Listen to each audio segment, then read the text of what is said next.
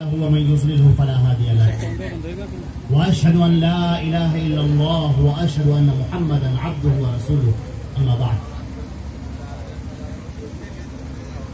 اعوذ بالله السميع العليم من الشيطان الرجيم بسم الله الرحمن الرحيم يا ايها الذين امنوا لا تقدموا بين يدي الله ورسوله واتقوا الله ان الله سميع عليم. اسٹیج پر جلوہ افروز علماء کرام اور ہمارے مخاطب اس دیار کے تمام بھائی اور میری بہنیں اور پیارے بچے، اللہ رب العزت آپ سب پر رحم فرمائے کہ اس رات کی تاریکی میں اور اتنی رات ہونے کے باوجود آپ حضرات دین کی باتیں سننے کے لیے تشریف فرما ہیں. آج آپ کے سامنے میں چند باتیں پیش کرنا چاہتا ہوں. ایک کنفیوژن جو لوگوں کے ذہنوں میں ہے، ایک عجیب سا تجسس اور عجیب سے سوالات اٹھتے ہیں ایک عام ذہن کے اندر. بڑا سابقہ پڑتا ہے ہمیں لوگوں سے، اور وہ بتاتے ہیں، اپنے دل کی باتیں سامنے رکھتے ہیں. ایک صاحب کہنے لگے کہ مولانا صاحب، ہم جب جاتے ہیں کسی دوسری جگہ، کسی مجلس میں، کسی تقریر میں، تو وہاں جو مولانا صاحب خطاب کرتے ہیں، جو باتیں کرتے ہیں، وہ بڑی اچھی لگتی ہیں. قرآن کی باتیں ہوتی ہیں، حدیث کی باتیں ہوتی ہیں. وہ کہتے ہیں کہ ہماری باتیں صحیح ہیں. اب جب میں ان کی باتیں سن رہا ہوتا ہوں تو مجھے ان کی باتیں بڑی اچھی لگتی ہیں. اب اتفاق سے اسی گاؤں میں کسی دوسرے مسلک کے مولانا کی تقریر ہوتی ہے. اب میں جب وہاں جا کر بیٹھتا ہوں اور وہاں مولانا کی باتیں سنتا ہوں تو مجھے لگتا ہے کہ یہ مولانا بہت صحیح بات کہہ رہے ہیں، یہ بھی تو قرآن پاک پیش کر رہے ہیں، یہ بھی تو حدیثیں پیش کر رہے ہیں، تو بڑی اچھی اچھی باتیں کر رہے ہیں. اب مجھے لگتا ہے کہ یہ صحیح لگتا ہے. پھر اتفاق سے کوئی تیسرا مولانا آتا ہے، بتاتا ہے کہ وہ بھی غلط ہے اور وہ بھی غلط ہے، اور پھر وہ کچھ قرآن پاک کی آیتیں پڑھتا ہے، کچھ حدیثیں سناتا ہے اور کہتا ہے کہ یہ صحیح لگ رہا ہے. اب میں اس لیے سمجھ میں نہیں آتا ہے کہ میں ادھر جاؤں کہ ادھر جاؤں کہ ادھر جاؤں. جس کو دیکھو وہ قرآن کی بات پیش کرتا ہے، حدیث کی باتیں پیش کرتا ہے، بہت ساری باتیں پیش کرتا ہے. تو اب میں ایک چوراہے پر آ کر کھڑا ہو جاتا ہوں، میری سمجھ میں نہیں آتا کہ صحیح کون ہے. میں نے کہا میرے عزیز، ایک بات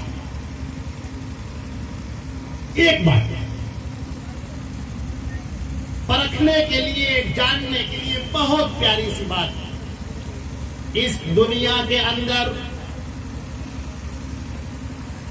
نمازیں پڑھنے والے مسلمانوں کے بہت سارے فرقے مصلی پر کھڑے ہوتے ہیں، پروردگار عالم کے سامنے کہتے ہیں اہدنا الصراط المستقیم، اے میرے پروردگار مجھے صراط مستقیم عطا فرما دے، اس کی ہدایت عطا فرما دے.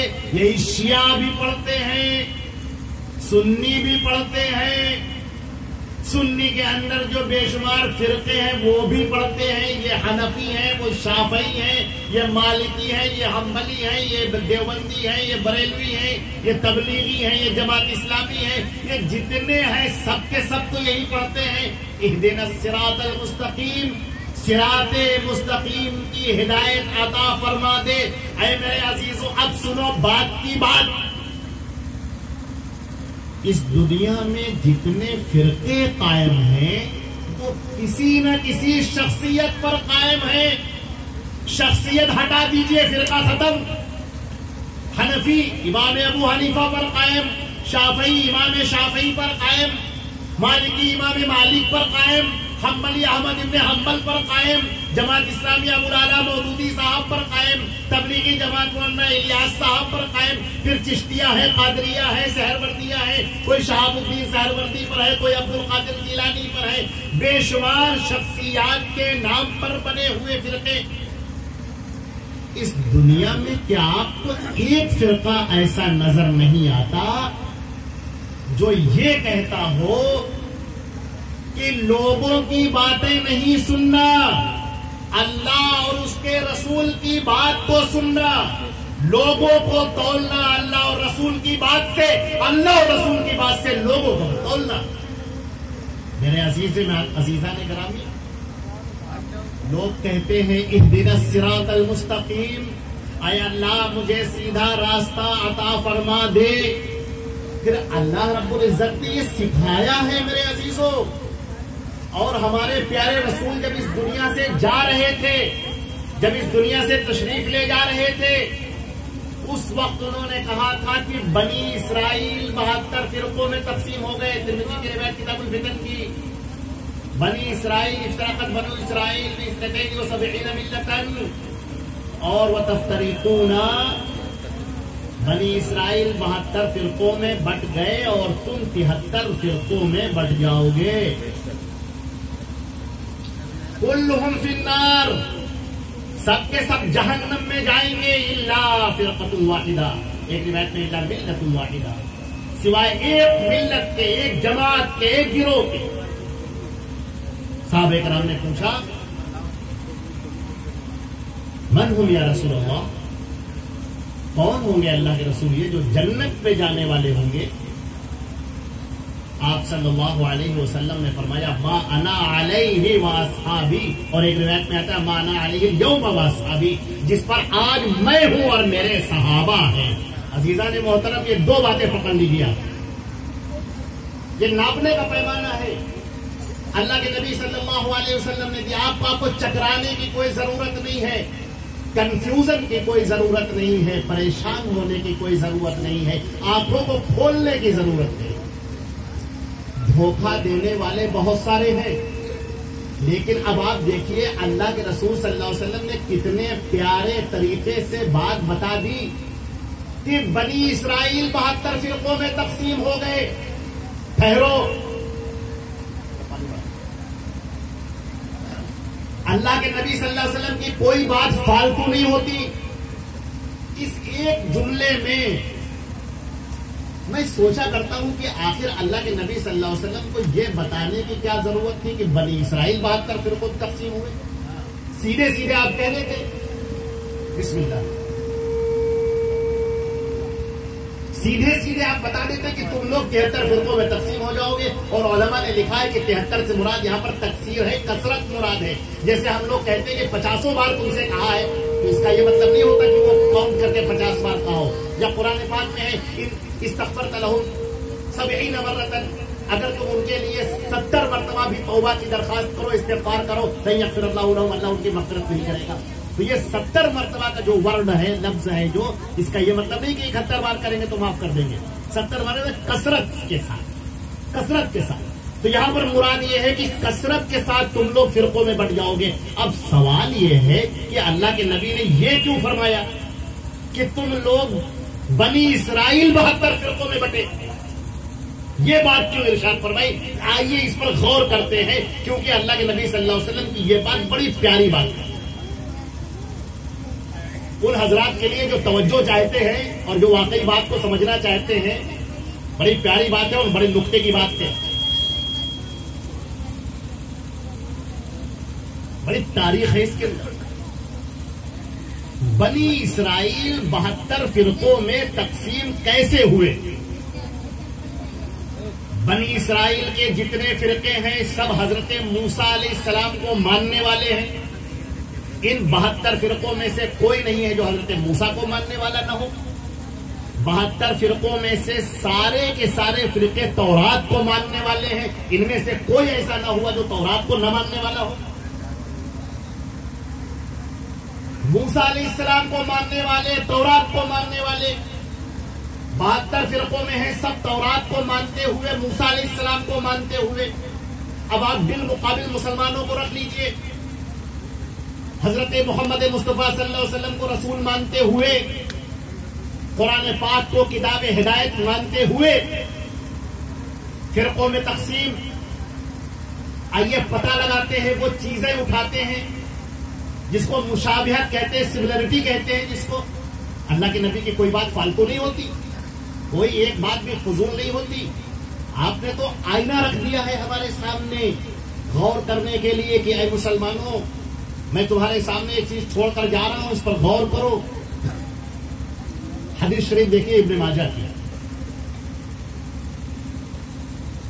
سیدنا عدی ابن حاتم رضی اللہ تعالی عنہ ایک صحابی رسول ہیں، اللہ کے نبی صلی اللہ علیہ وسلم کے پاس میں آتے ہیں اور کہتے ہیں اللہ کے رسول، قرآن پاک کی ایک آیت میری سمجھ میں نہیں آئی.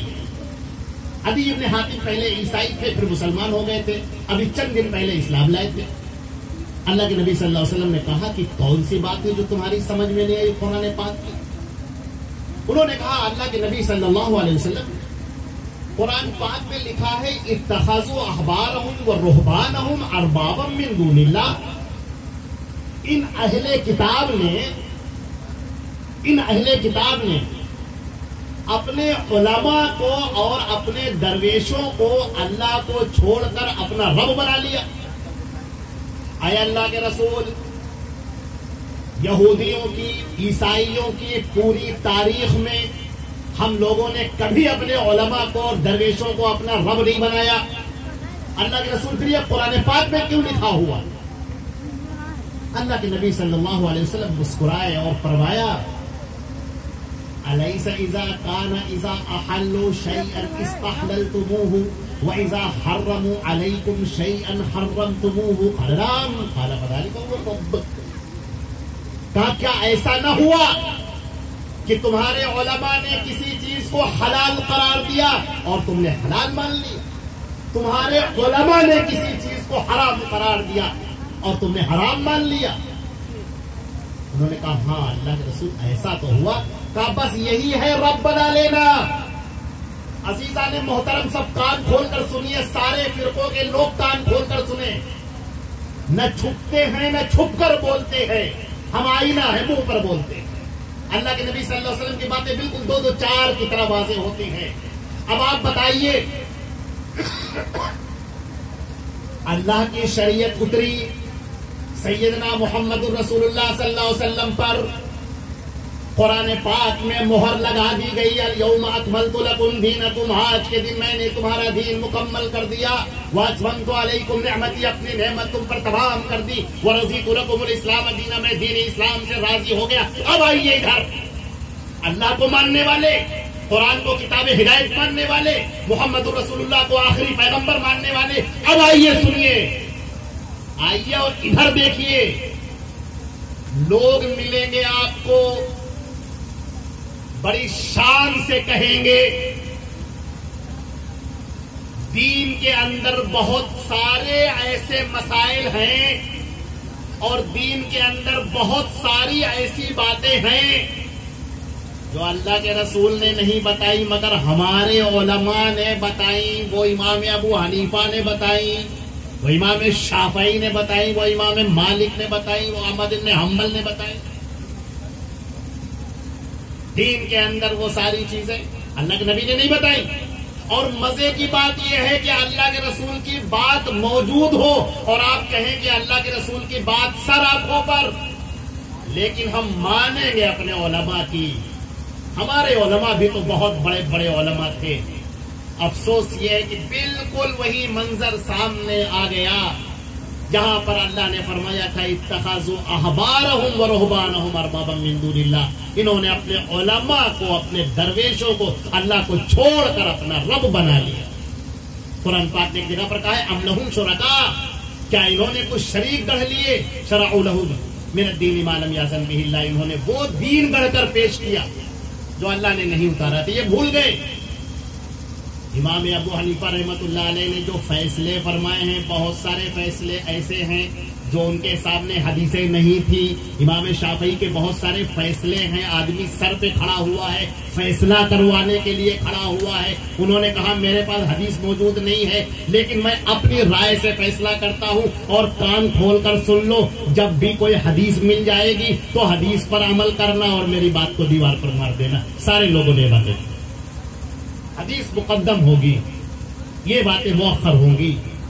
مگر دین کے اندر جب بگاڑ پیدا ہوا، جب شیطان مردود نے ذہن پر قبضہ کرنا شروع کیا، اور جب انسان کے ذہن سے کھلواڑ کرنا شروع کیا اور دین کو برباد کرنا شروع کیا، تو لوگوں نے صحیح حدیثوں کو دیکھا اور کہا یہ ہمارے مسلک کی نہیں ہے، ہمارے علماء نے اس کی اجازت نہیں دی ہے، ہمارے یہاں ایسا نہیں ہے. عزیزان محترم، اب ہم آپ کو بتاتے ہیں کہ ہر فرقہ جو مسلح پر کھڑا ہوتا ہے اور کہتا ہے کہ اے ہمارے پروردگار مجھے صراط مستقیم عطا فرما دے، ہر فرقہ یہ کہتا ہے. اللہ نے دعا سکھائی ہے. قرآن پاک کو جب بھی آپ کھولیں گے سب سے پہلے سورۃ الفاتحہ ملے گی. سورۃ الفاتحہ کو خلاصہ قرآن بھی کہا گیا ہے، ام القرآن کہا گیا ہے، القرآن کہا گیا ہے. حدیث کے اب آپ ذرا سا غور فرمائیں کہ سورۃ الفاتحہ سب سے پہلے رکھی گئی. آپ اللہ کے حمد و ثنا بیان کرتے ہیں، اس کی بزرگی بیان کرتے ہیں، پھر اللہ تمہیں ہدایت دیتا ہے کہ سنو، مالک الملک کے سامنے سب سے قیمتی چیز مانگو جو تمہاری زندگی کو بنانے والی ہے، جنت کو دلانے والی ہے، دوزخ سے تم کو دور کرنے والی ہے، وہ ہے اللہ کے ہدایت مانگو، صراط مستقیم مانگو. تم صراط مستقیم پر آ جاؤ گے، آسمان سے برکتیں تمہارے لیے نازل ہوں گی، تم دنیا میں بھی بلند رہو گے اور آخرت میں بھی بلند رہو گے. اللہ سے صراط مستقیم مانگو. اچھا، اب بندے نے صراط مستقیم مانگ لیا،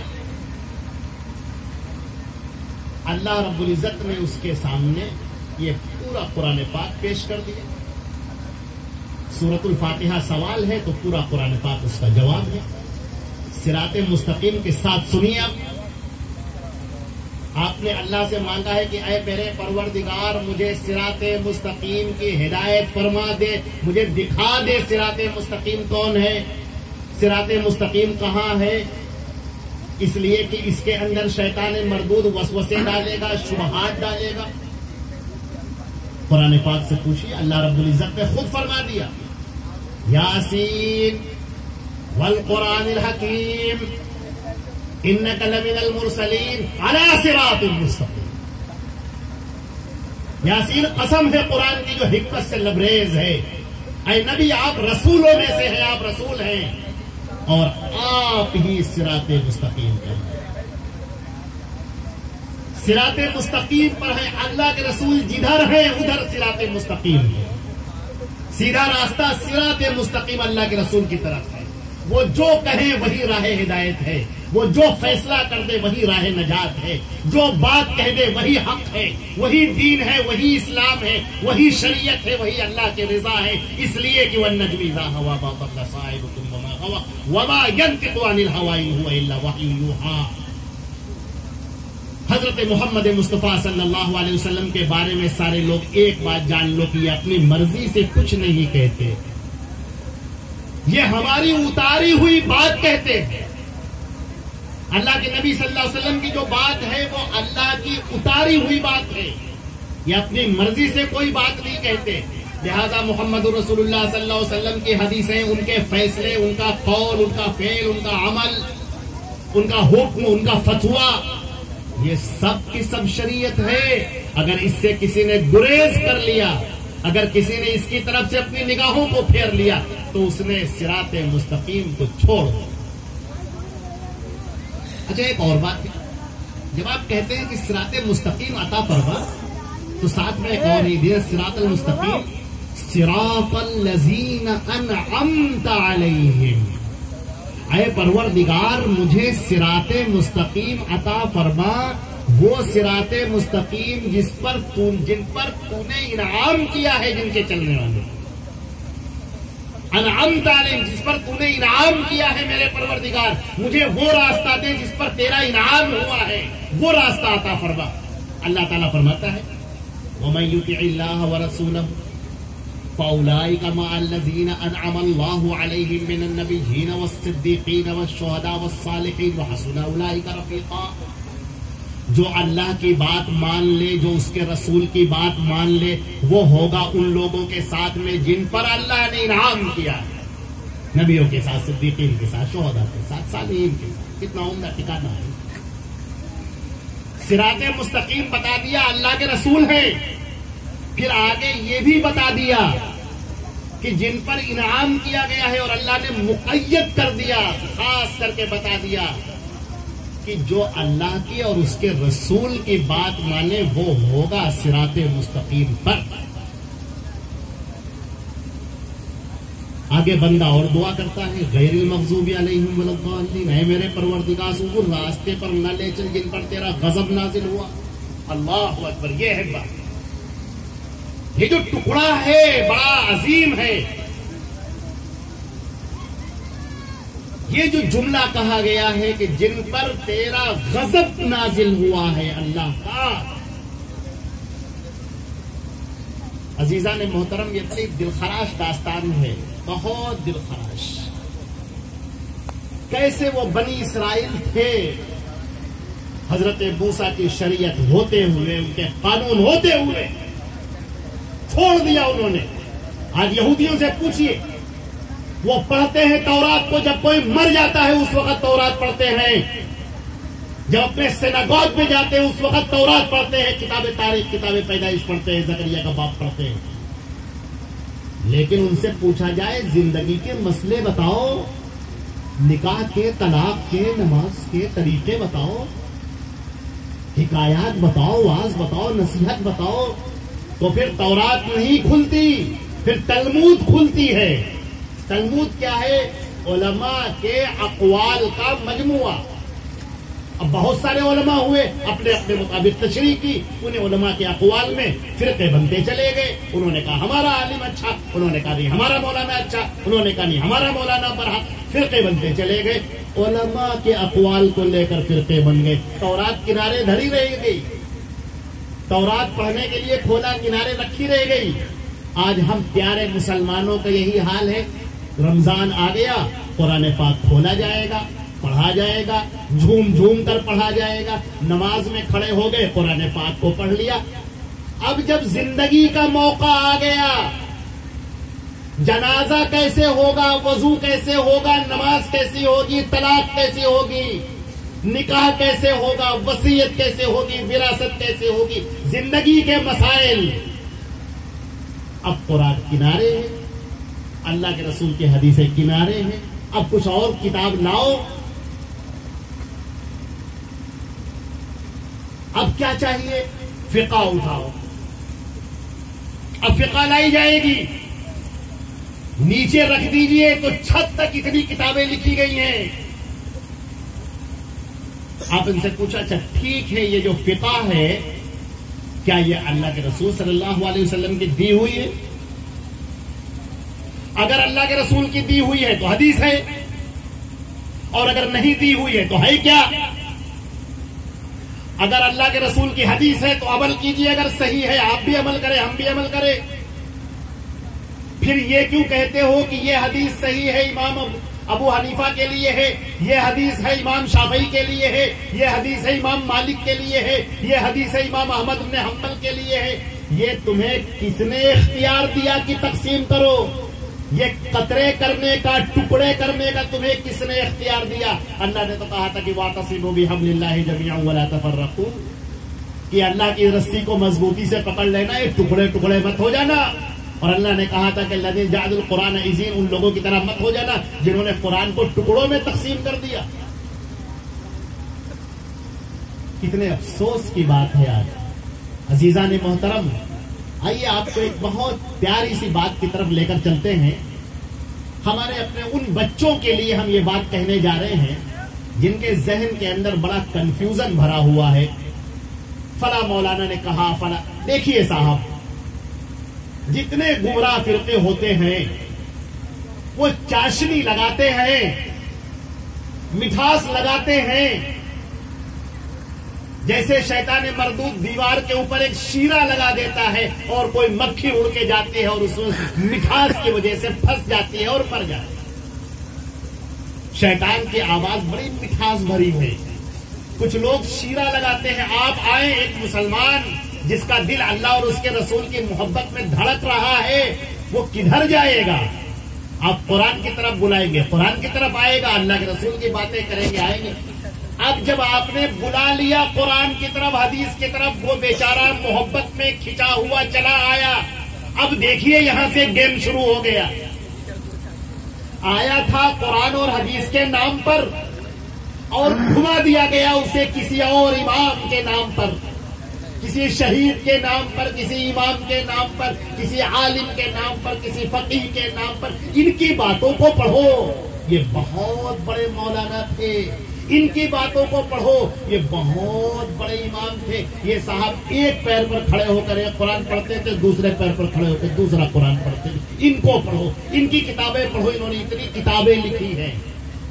اے اللہ کے بندو، دیکھو کیسے گمراہ کیا۔ میں آپ کو حدیث سناتا ہوں، امام مسلم رحمۃ اللہ علیہ نے مقدمہ مسلم میں لکھا ہے، اور یہیں سے بالکل وضاحت شروع ہو جاتی ہے صحابہ کرام کی۔ آپ دیکھیں اللہ کے رسول صلی اللہ علیہ وسلم نے کیسے تربیت فرمائی تھی صحابہ کرام کی۔ مقدمہ مسلم کے اندر روایت ہے، عبداللہ ابن عباس رضی اللہ تعالی عنہما جو صحابی رسول بھی ہیں اور حبر الامہ کہلاتے ہیں، اللہ کے نبی صلی اللہ علیہ وسلم کے خاندان کے ہیں، اہل بیت میں سے ہیں۔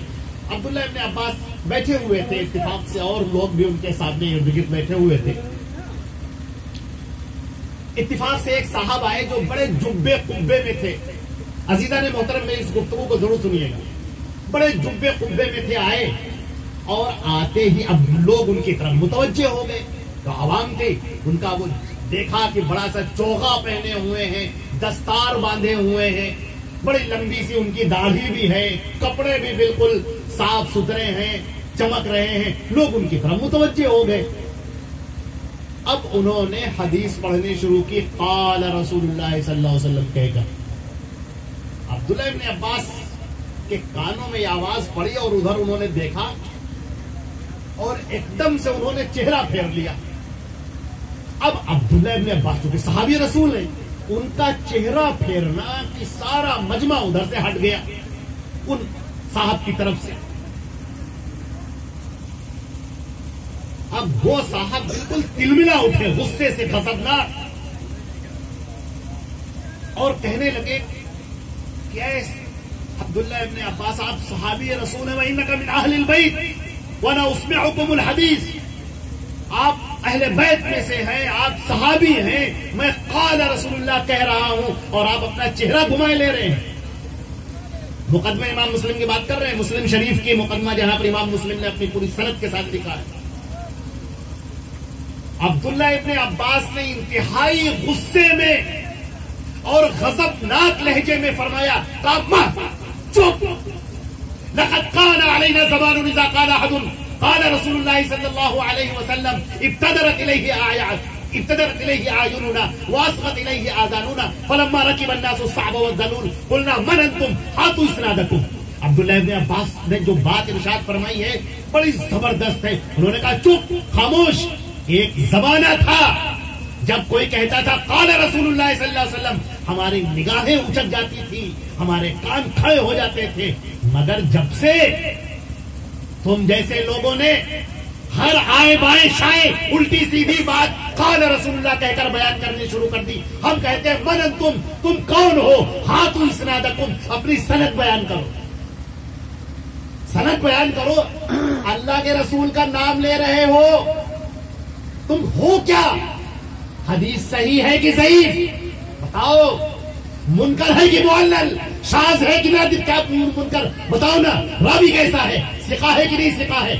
یہ مکاروں کی باتیں لے کر آتے ہو ہمارے سامنے، اس راوی کی بات لے کر آتے ہو جو انتہائی شاطر قسم کا ہے، عیار قسم کا ہے۔ جتنے محدثین ہیں سب نے لکھا ہے کہ بہت بڑا جھوٹا ہے، یہ بچ کے رہنا ایسے آدمی سے۔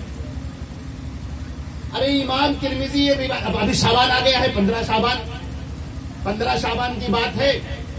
ایک صاحب ہمارے دوست ہیں، مسجد میں گئے، تقریر سن کے آئے،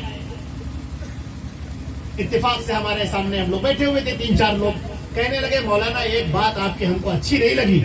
ہم نے کہا صاحب بتائیے. کہا کہ دیکھیے ابھی ہم مسجد سے ہو کے آ رہے ہیں، وہاں ایک مولانا صاحب تقریر کر رہے تھے کہ ترمذی میں لکھا ہوا ہے کہ 15 شعبان کی جو رات ہوتی ہے اس روز اللہ بنو قریظ کی بکریوں کے برابر لوگوں کی مغفرت کر، ان کے بال کے برابر مغفرت کر دیتا ہے. اب بتائیے حدیث میں لکھا ہے اور آپ مولانا کیسے اہل حدیث ہیں کہ آپ کہتے ہیں کہ نہیں یہ سب کچھ نہیں ہے، صحیح نہیں ہے. ہم نے کہا بس بس بس بس اب آپ بیٹھے رہیے گا، اب آپ کو جانا نہیں، اب آپ سنیے. اور آج آپ کو پتا چلے گا، میں آپ کو ایک ترازو دینے جا رہا ہوں. ترمذی کی بات کی نا آپ نے، یہ ترمذی نکالی ہم نے ان کے سامنے موبائل ہی پہ، وہ روایت پڑھ کے سنائی. امام ترمذی لکھتے ہیں کہ اس کا راوی منکر ہے، اس روایت سے بچنا. کیسے علماء ہیں، کیسے لوگ ہیں یہ حدیثوں کے پڑھنے والے، کیسے لوگوں کو گمراہ کرنے والے لوگ ہیں. اس حدیث کو جس کو امام ترمذی نے ضعیف لکھا ہے تاکہ لوگ بچ سکیں، اسی کو اٹھا کر پیش کر رہے ہیں. علامہ ابن جوزی نے موضوعات کی پوری کتاب لکھی ہے کہ یہ وہ کتاب ہے جس میں اللہ کے رسول کے نام پر بولی گئی جھوٹی حدیثیں ہیں، اور کیسے علماء ہیں کہ اسی حدیثوں کو پیش کر رہے ہیں. اللہ کے رسول صلی اللہ علیہ وسلم سے ہٹانے کا کتنا اچھا طریقہ لوگوں نے ڈھونڈ لیا ہے. صحیح حدیثیں موجود ہیں، عمل کرنے کی توفیق نہیں ہوتی. ضعیف روایات، منکر روایات، شاذ روایات، اس پر عمل کرنے کی کیوں؟ جب صحیح حدیث موجود ہے تو تم کو ضعیف حدیث پر عمل کرنے کی ضرورت کیا ہے؟ اللہ کے نبی صلی اللہ علیہ وسلم کے بارے میں اللہ نے 2 باتیں ارشاد فرمائی، کان کھول کر سن لیجیے گا، جو کسی نبی کے بارے میں نہیں کہی گئی. مکہ مکرمہ کے اندر جب آپ کو رسول بنایا گیا تو اللہ نے کہا یا ایھا الرسول بلغ ما انزل الیک فإن لم تفعل فما بلغت رسالته واللہ یعصمک من الناس. اے نبی تو پہنچا دے جو ہم تیرے اوپر اتار رہے ہیں، بالکل کچھ بھی کمی نہ کرنا. اگر تم نے کچھ بھی چھپا لیا تو حق نہ ادا کیا رسالت کا، اور ہم تمہاری حفاظت کریں گے لوگوں سے. پورا مکہ دشمن ہے، آپ کو قتل کرنے کے در پہ ہے، لوگوں نے تلواریں سونت رکھی ہیں، لیکن آپ انہی کے درمیان سے نکل رہے ہیں، مگر کوئی آپ کو قتل نہ کر سکا. لوگوں نے ہاتھوں میں خنجر چھپائے، آپ سے مسافے کے بہانے ملنے آئے، اور آپ نے کہا کہ صفوان کیا معاملہ ہے تمہارا کہ تم اپنے ہاتھ میں خنجر چھپا کے آئے ہو. زینب نام کی یہودیہ، اور جب آپ تبوک سے لوٹ رہے تھے اس نے کہا ہم آپ کی سب کی دعوت کرنا چاہتے ہیں. نبی کریم صلی اللہ علیہ وسلم نے دعوت قبول کر لی. جب دسترخوان لگایا گیا اور کھانے کے لیے گوشت آیا بہترین، اللہ کے نبی صلی اللہ علیہ وسلم نے گوشت اٹھایا اور کہا رکھ دو، فإنها مسمومہ، اس کے اندر زہر ملایا گیا ہے. آپ نے اس یہودیہ عورت کو بلوایا، آپ نے کہا کہ ہم لوگ تو یہاں سے جا رہے تھے، ہم نے تم سے کہا بھی نہیں تھا کہ ہماری دعوت کرو. ارے ایسا کون کرتا ہے کہ اپنے مہمان کو بلائے اور زہر کھلائے؟ اس نے کہا کہ ہم نے سوچا کہ اگر آپ سچے نبی ہیں تو اللہ آپ کو بتا دے گا، اور اگر آپ جھوٹے نبی ہیں تو آپ کا مر جانا ہی بہتر. آپ خاموش ہو.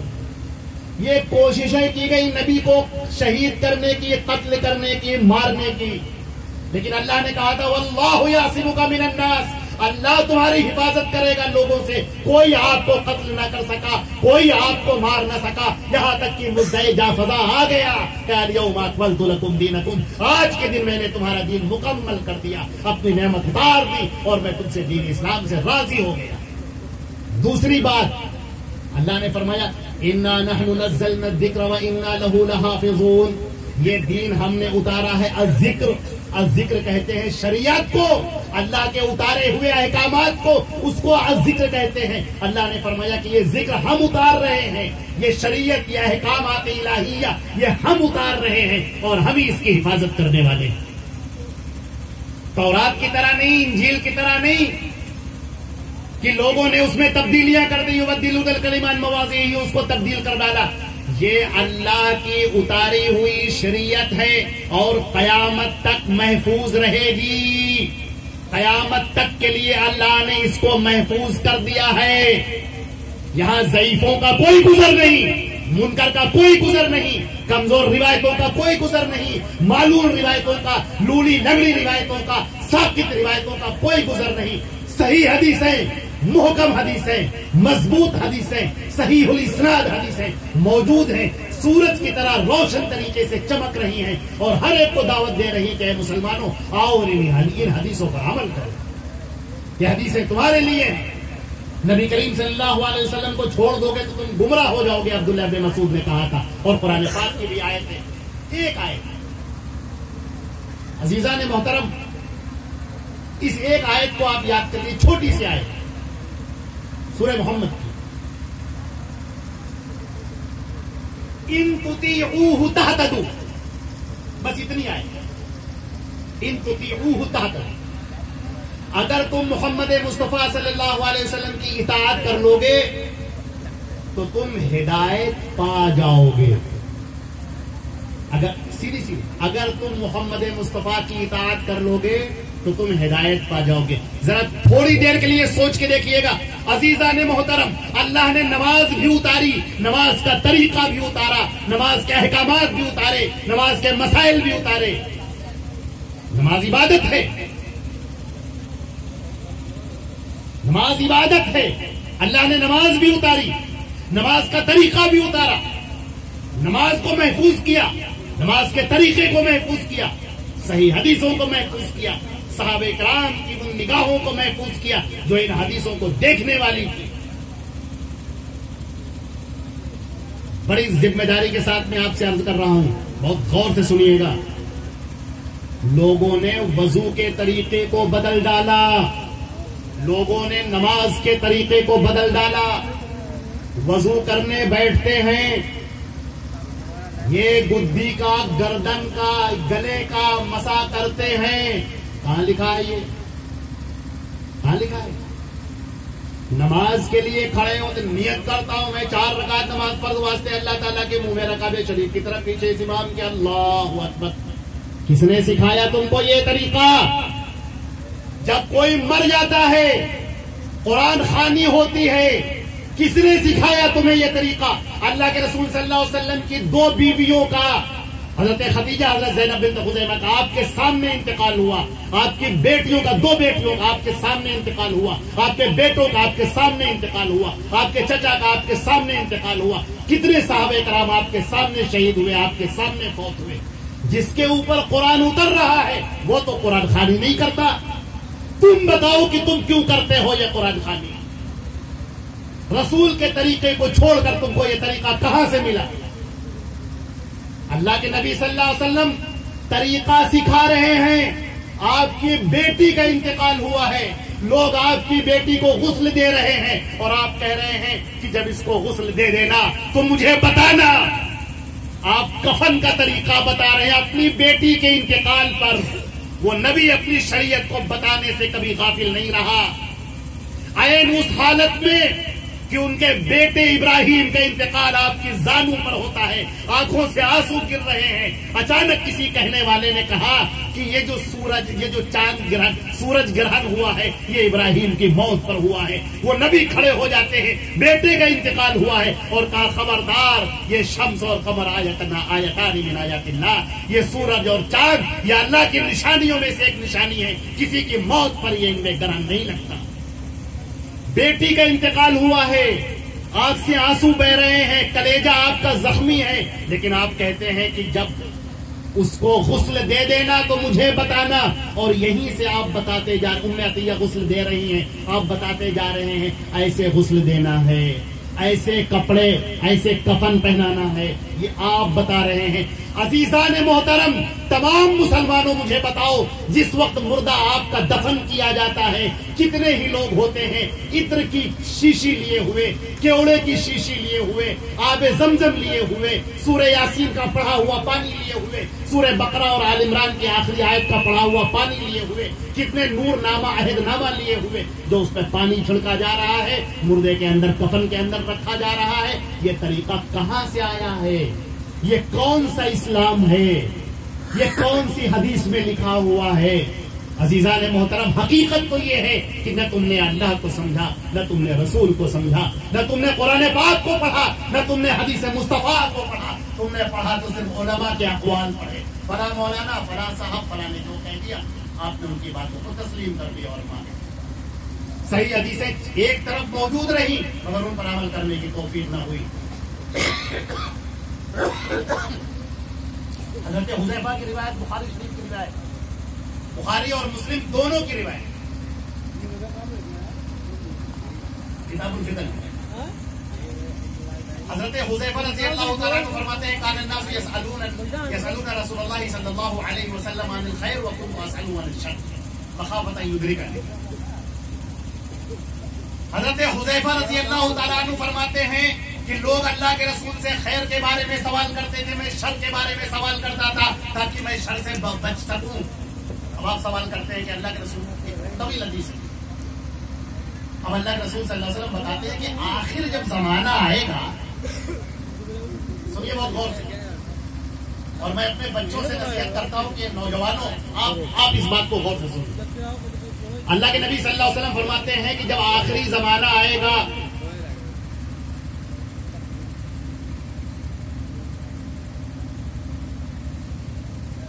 اخاف علیکم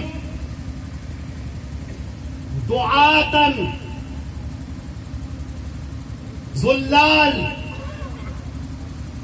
قیامت کا جب آخری زمانہ آخری دور چل رہا ہوگا تو میں ڈرتا ہوں ایسے داعی سے جو گمراہ کرنے والے ہوں گے، من اجابہم قذفوہ فیہا، جو ان کی باتوں کو مان لے گا وہ اس کو جہنم میں گرا دینے والے ہوں گے۔ یہدون بغیر ہدی ویستدون بغیر سنتی، جو میری ہدایت کے علاوہ دوسری ہدایت کو تلاش کر رہے ہوں گے اور جو میرے طریقے کو چھوڑ کر دوسروں کے طریقے پر چل رہے ہوں گے۔ داعی کہاں ہے؟ مبلغ کہاں ہے؟ دعوت دینے والے ہوں گے، کھڑے ہوں گے دعوت دینے والے، اسلام کی طرف بلانے والے، ایمان کی طرف بلانے والے، لیکن باتیں وہ نہیں پیش کریں گے جو اللہ کے رسول کی ہوں گے، وہ توحید کی باتیں نہیں پیش کریں گے جس کے اوپر اللہ کے رسول نے پتھر کھائے ہیں، وہ حق بات کو نہیں پیش کرنے والے ہوں گے، وہ بابا کے دہل کہنے والے نہیں ہوں گے کہ اے لوگوں سنو۔ اللہ کے نبی صلی اللہ علیہ وسلم نے کھڑے ہو کر کہا کوئی صفا کے اوپر اتیتکم بالذبح، بخاری شریف کی روایت ہے کہ اے لوگوں میں ہلاکت کا اعلان لے کر آیا ہوں، جس نے میری بات مان لی وہ نجات پا گیا اور جس نے میری بات کا انکار کر دیا وہ جہنم میں جانے والا ہوگا۔ حضرت ابو ہریرہ رضی اللہ تعالیٰ عنہ ارشاد فرماتے ہیں، بخاری شریف کی روایت، کل امتی یدخلون الجنہ الا من ابا، میری پوری امت جنت میں جائے گی سوائے اس کے جو خود جنت میں جانے سے انکار کر دے۔ صحابہ کرام چونک گئے، انہوں نے کہا اللہ کے رسول جنت میں جانے سے کون انکار کرے گا؟ آپ نے فرمایا من اطاعنی دخل الجنہ، جو میری بات مانے گا میری اطاعت کرے گا وہ جنت میں جانے والا ہوگا، ومن عصانی فقد ابا، اور جو میری بات کا انکار کر دے گا میری بات نہیں مانے گا وہی ہے جنت جانے سے انکار کر دینے والا۔ آج آپ بالکل بڑے آرام سے کھول کر دیکھ لیجیے کتنے ہی لوگ آپ کو ملیں گے جو کہیں گے کہ ہاں یہ اللہ کے رسول صلی اللہ علیہ وسلم کی حدیث ہے، یہ صحیح حدیث ہے، درست ہے، متواتر ہے، لیکن ہم عمل نہیں کریں گے، کیوں؟ ہمارے مسلک میں نہیں ہے۔ اللہ بڑے آرام سے کہہ دیتے ہیں۔ افسوس یہ ہے کتنی عجیب بات ہے کہ بڑے آرام سے تم نے کہہ دیا کہ حدیث ہے، صحیح ہے، لیکن میرے مسلک میں نہیں ہے. میرے محترم تم یہ بتاؤ کہ جس روز تمہاری موت ہو جائے گی اور تم قبر کے اندر دفن کر دیے جاؤ گے، جس وقت فرشتہ تم سے سوال کرنے آئے گا تو کیا تم سے تمہارا مسلک پوچھے گا؟ کیا تم سے تمہارا امام پوچھے گا؟ کیا تم سے پوچھے گا تم کون سے مولانا کی بات مان کے آئے ہو؟ یا تم سے پوچھے گا کہ تم اللہ کے نبی صلی اللہ علیہ وسلم کے بارے میں کیا کہتے ہو؟ اللہ کے نبی صلی اللہ علیہ وسلم کے بارے میں سوال ہوگا تم سے. اب دیکھنا یہ ہے کہ تم نے تو بڑی شان سے کہہ دیا کہ ہم اللہ کے رسول کے ماننے والے ہیں، اور وہ فرشتہ کہے گا تم جھوٹ بولتے ہو، تمہاری پوری زندگی کا ریکارڈ ہمارے سامنے ہے، ابھی اسکین کر کے تم کو دکھاتے ہیں کہ تم نے زندگی بھر اللہ کے رسول کی باتوں پر عمل نہیں کیا. فلاں مولانا، فلاں پیر، فلاں شہید، فلاں امام، ان کی باتیں کرتے رہے. تم کبھی توحید پر تھے ہی نہیں. تم تو اپنے گھر کے اندر نیمبو اور مرچی ٹانگتے رہے، تم تو ہاتھوں میں پیروں میں دھاگے باندھتے رہے، تم تو گلے میں تعویذیں لٹکاتے رہے. اللہ پر کہاں تمہارا بھروسہ تھا؟ تم نبی کے طریقے پر کہاں چلنے والے ہو؟ جس نبی نے زندگی میں کبھی کسی میت کے اوپر قرآن خوانی نہ کی ہو، اور تم اسی کے لیے زندگی بھر قرآن خوانی کرتے رہے. قبر کے اوپر کھڑے ہو کر ایک سرہانے سورہ بقرہ اور 35 سورہ آل عمران پڑھتے رہے، زندگی بھر یہ کر کے آئے ہو. کہاں رسول کی زندگی اور کہاں تمہاری زندگی؟ کہاں رسول کے احکامات اور کہاں تمہارے احکامات؟ میں ایک آیت پڑھتا ہوں قرآن پاک. هل اتاك حدیث الغاشیہ وجوہ یومئذ خاشعہ عاملة ناصبہ تصلی نارا حامیہ. کیا تم کو ڈھانپ لینے والی چیز کی خبر پہنچی؟ جس روز چہرے ڈرے ڈرے ہوں گے، محنت کرنے والے لوگ عبادتیں کر کر کے تھک جانے والے لوگ ہوں گے.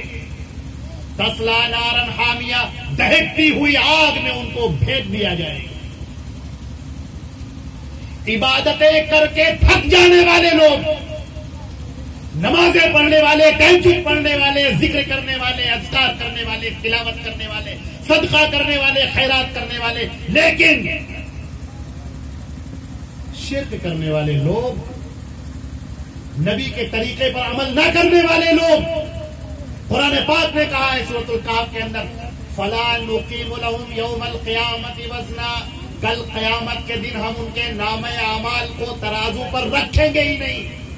دوسری جگہ فرمایا وَجَعَلْنَاهُ هَبَاءً مَنثُورًا، ہم ان کو مانند خاک اڑا دیں گے. جیسے زمین سے آپ ریت اٹھائیں اور اسے بکھیر دیں، لوگ نامہ اعمال لے کر آئیں گے اور ان کو یوں اٹھایا جائے گا اور یوں پھینک دیا جائے گا. تمہارا عمل نبی کے طریقے کے مطابق تھا ہی نہیں. اب تم یہ مت کہنا کہ نہیں صاحب ہمارے مولانا نے کہا تھا. وہ تو صاحب بہت بڑے مولانا تھے، مسجد میں تقریر کر رہے تھے، قرآن پاک نے اس کو بھی کہا ہے.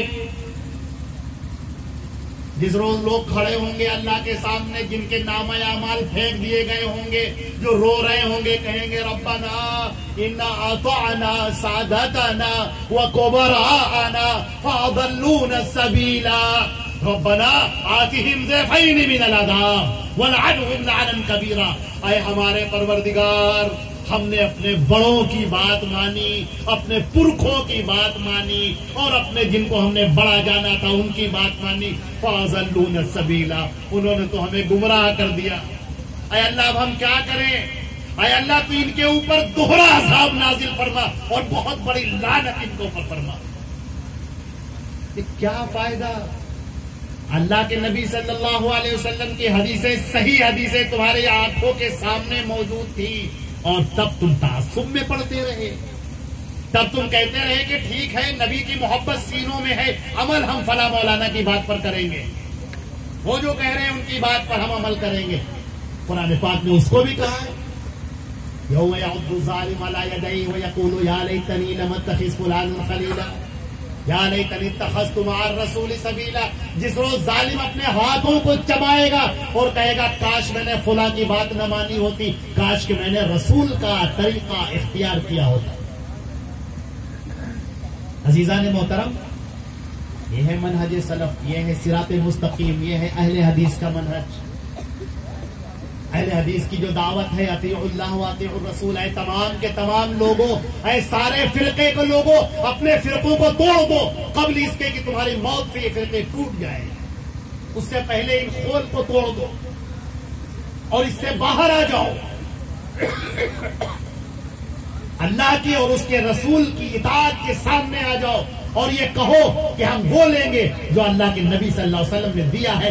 اے لوگوں، ہمیں وہ اسلام پیش کرو جو اللہ کے نبی دے کر گئے ہیں، جو صحابہ کرام نے نبی کی موجودگی میں لکھا ہے، نبی کی موجودگی میں لکھا ہے۔ میں ایک روایت پڑھ کر اپنی بات کو ختم کرتا ہوں یہیں سے۔ عبداللہ ابن عمرو ابن العاص ایک صحابی ہیں، چھوٹے صحابی تھے، لکھنا پڑھنا سیکھا تھا۔ نبی کی محفل ہے، نبی کی مجلس ہے، وہ اللہ کے نبی کی باتوں کو لکھ رہے ہیں، نوٹ کر رہے ہیں۔ کسی نے ان کو ٹوکا اور کہنے لگے کہ سنو، تم اللہ کے رسول کی ہر باتیں لکھتے ہو، وہ کبھی خوشی ہوئے ہوتے ہیں، کبھی غصہ ہوتے ہیں، کبھی ڈانٹتے ہیں، تم ہر بات لکھ لیتے ہو۔ وہ ڈر گئے، نہیں لکھا انہوں نے۔ حدیث شریف میں آتا ہے کہ اللہ کے نبی صلی اللہ علیہ وسلم نے دیکھا اور کہا کہ تم پہلے لکھا کرتے تھے، اب کیوں نہیں لکھ رہے ہو؟ تو انہوں نے کہا اللہ کے رسول میں تو لکھا کرتا تھا، لیکن میرے ساتھیوں نے، لوگوں نے مجھ سے کہا کہ تم کیوں لکھتے ہو؟ اللہ کے رسول کبھی غصے میں ہوتے ہیں، کبھی ڈانٹتے ہیں، کبھی کوئی مذاق کرتے ہیں، تم ہر بات لکھ لیتے ہو۔ آپ نے فرمایا اکتب فإنہ لا یخرج منی الا الحق، تم لکھو اس لیے کہ میری زبان سے حق کے علاوہ کچھ نہیں نکلتا۔ لکھو، حق کے علاوہ کچھ نہیں نکلتا۔ اب میں آپ کے سامنے اپنی بات ایک جملے میں کہہ کر ختم کروں۔ مصلی پر کھڑے ہو کر اہدنا الصراط المستقیم کہنے والے بہت ہیں، لیکن اپنے دل پر ہاتھ رکھ کر بتاؤ کہ جب قرآن پاک نے کہہ دیا کہ صراط مستقیم محمد مصطفیٰ ہے، تو اب ان کو چھوڑ کر کیا تم کسی اور کی باتوں پر عمل نہیں کر رہے ہو؟ اگر نبی کی باتوں کو چھوڑ کر تم کسی اور کی باتوں پر عمل کر رہے ہو تو کیا تم کو اللہ نے صراط مستقیم نہیں دیا؟ تم نے اللہ سے صراط مستقیم مانگا اور اللہ نے تمہیں صراط مستقیم دے دیا۔ اب عمل تم نہیں کرتے ہو تو اللہ تبارک تعالیٰ اس میں کیا کرے؟ سورہ اعراف کی آیت نمبر 3، اتبعوا ما انزل الیکم من ربکم، تمہارے رب کی طرف سے جو اتارا جا رہا ہے اس کی پیروی کرو، ولا تتبعوا۔ یہ قرآن پاک کی آیت، عجیب سی آیت ہے، سوچنے پر مجبور کر دیتی ہے۔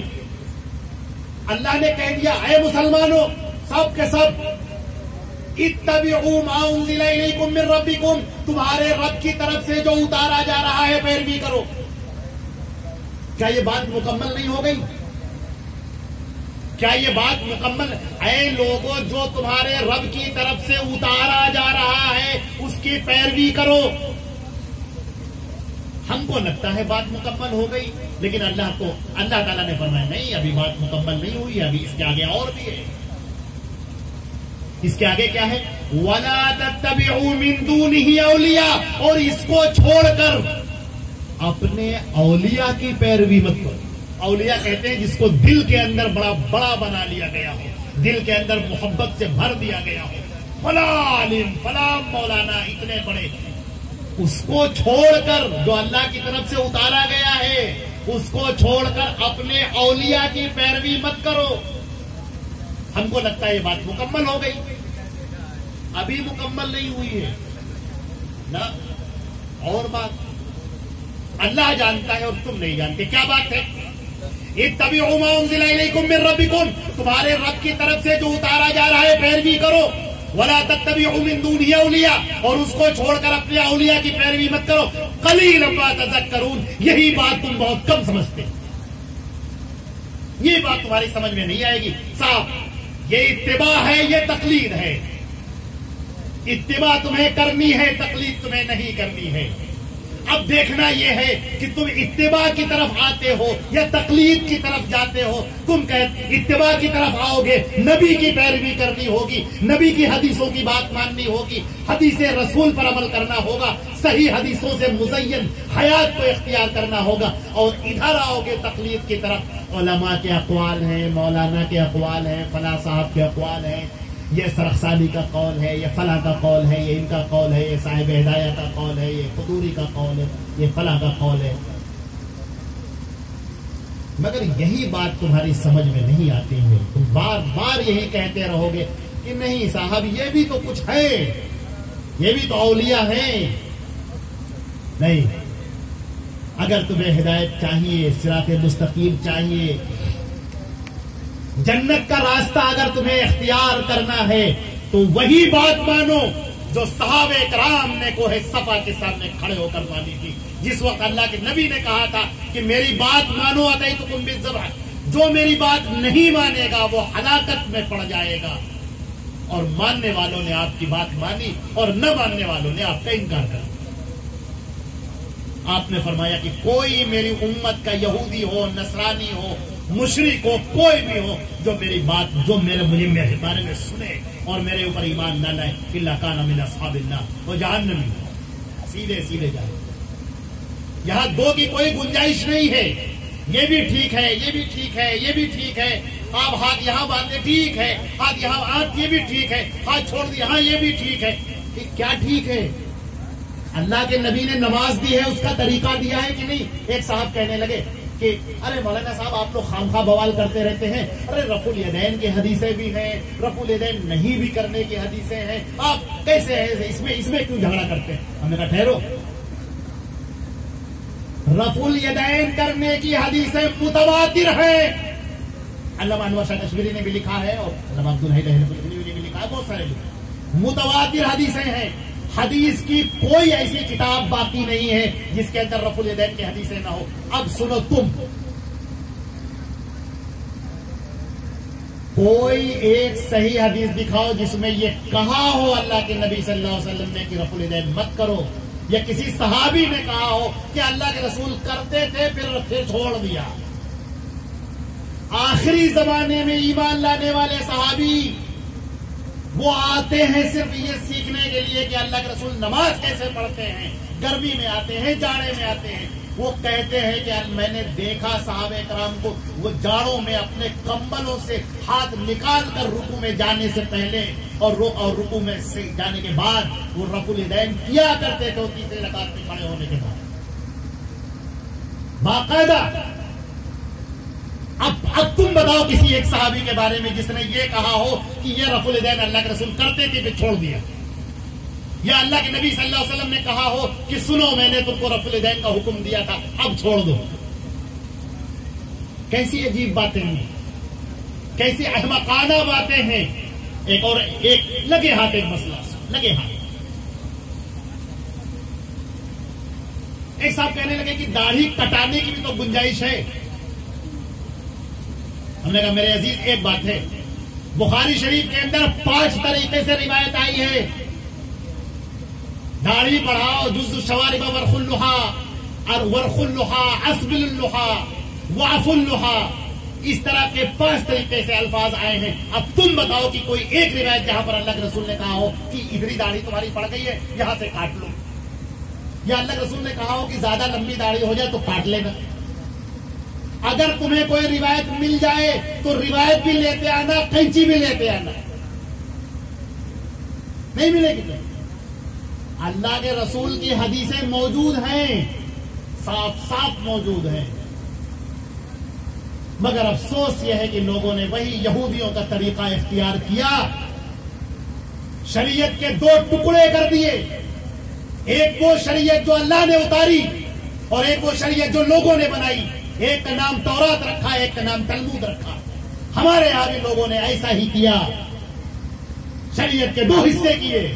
ایک حصہ یہ ہے قرآن حدیث جو اللہ کا اتارا ہوا، ایک حصہ اور ہے یہ فقہ کے نام پر جو ان سے نکلا ہے. جیسے وہ کہتے ہیں تلمود تورات سے نکلی تھی. قرآن پاک کی ایک آیت آپ کے سامنے پڑھتے ہیں، فویل للذین یکتبون الکتاب بایدیہم ثم یقولون ھذا من عند اللہ لیشتروا بہ ثمنا قلیلا فویل لهم مما کتبت ایدیہم وویل لهم مما یکسبون.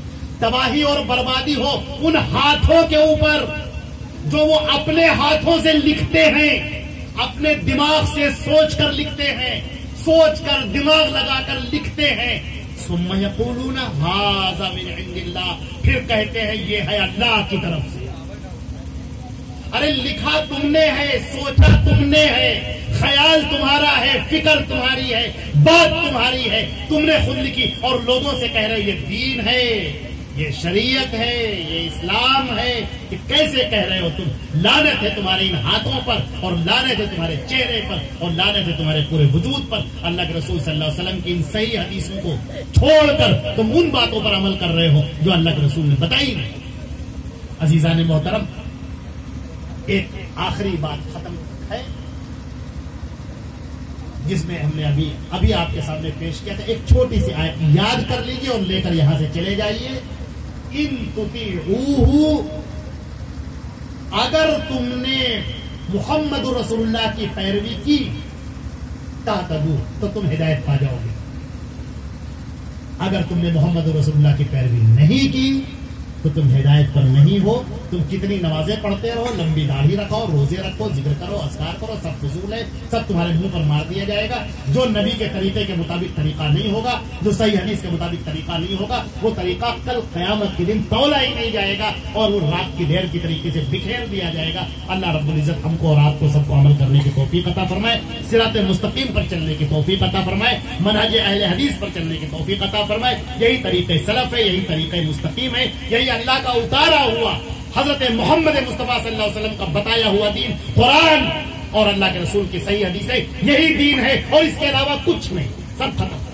اللہ رب العزت ہم کو آپ کو عمل کرنے کی توفیق عطا فرمائے۔ وآخر دعوانا الحمدللہ رب العالمین، والسلام علیکم ورحمۃ اللہ وبرکاتہ۔